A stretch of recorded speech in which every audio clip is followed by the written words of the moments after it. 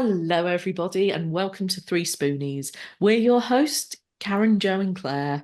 This episode is 7.5, and we are discussing marketing with merchandise.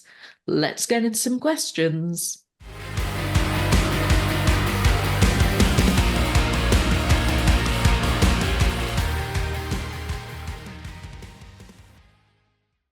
The Activity Connector's mission is to inspire children, young people, and adults alike to find the right activities for them through collaboration. We believe there is a sport or activity for everyone. We aim to bring organisations together to benefit children, young people, and adults within the educational setting. If there is a particular need, we would love to talk to you and see if we can help you fill that. We are currently working with organisations in domestic abuse, county lines and mental health, first aid training, and sports coaching. Do you have a hobby that makes a massive impact to you? Or are you looking for that hobby?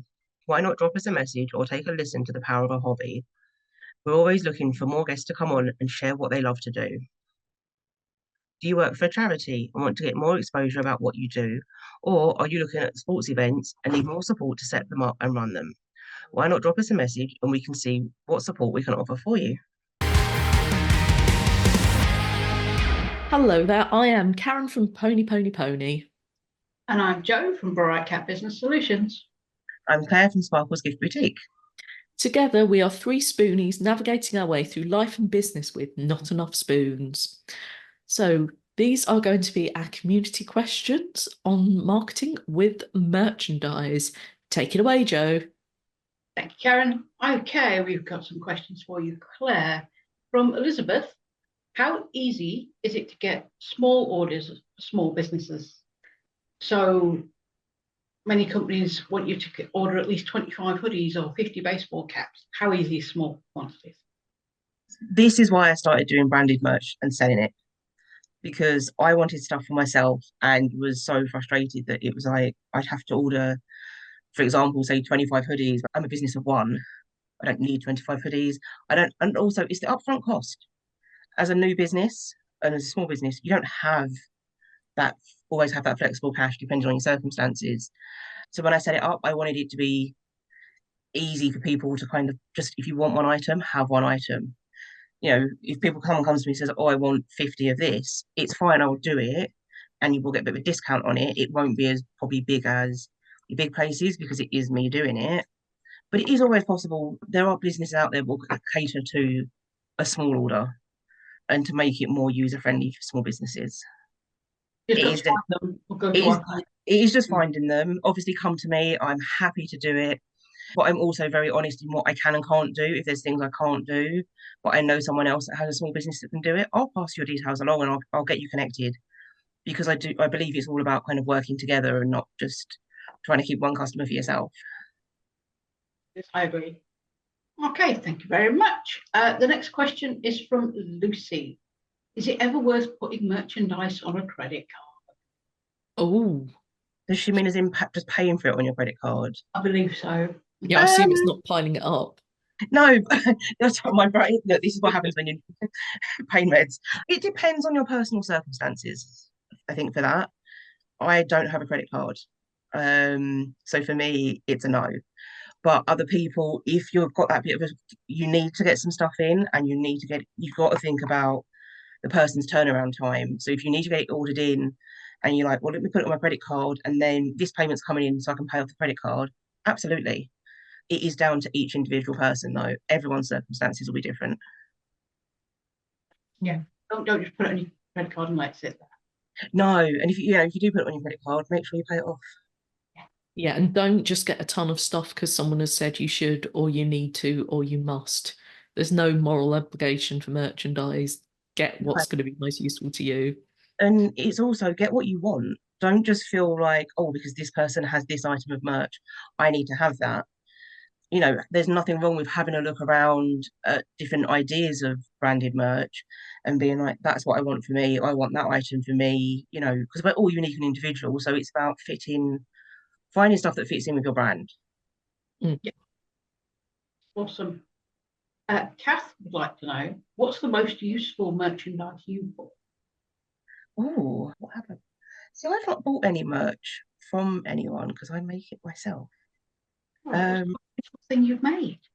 Um, I mean, investing on things to make merch, I'd say my embroidery machine, because it does make some incredible stuff.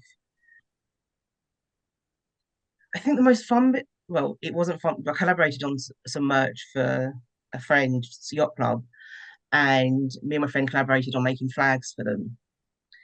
She had the heavy lifting job of actually making the flags, so I just had to read and cut the vinyl and press it all onto it. I had the easy part, but they looked amazing, and they were something really, for me, they were fun to make. For her, not so much. But it being fun for you is the important bit, right? Oh yeah, and then the fun bit was amazing.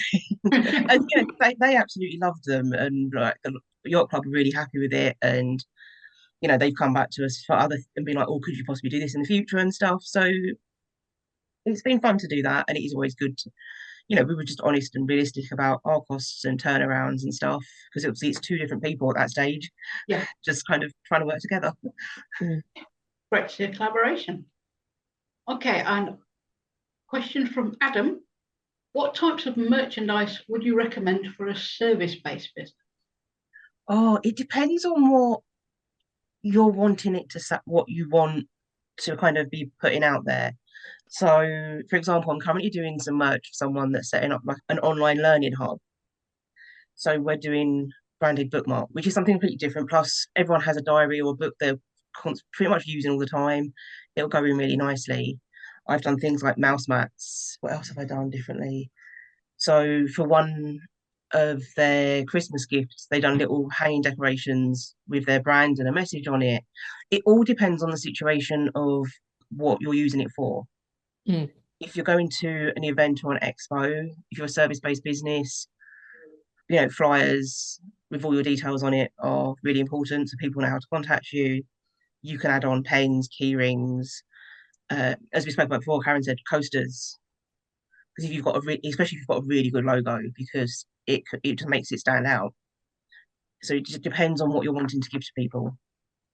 And speaking of putting your details on flyers and such for events, please do put your details on. Otherwise, people can't find you, as we found out recently at an event. That's all the questions I've got. Thank you for answering the community's questions, Claire. Back over to you, Karen. Yeah, thank you for joining us for 3Spoonies on merchandising, marketing, and marketing with merchandise, both at the same time. It's kind of a shimmer, a chimera, one of those episodes. We'd love to know your thoughts in the comments and any questions you have. If you've enjoyed this episode, please subscribe for our weekly podcast and leave us a review.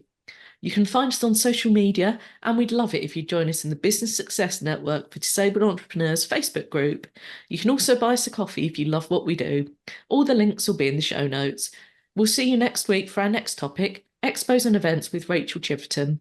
Have a great day and keep track of your spoons.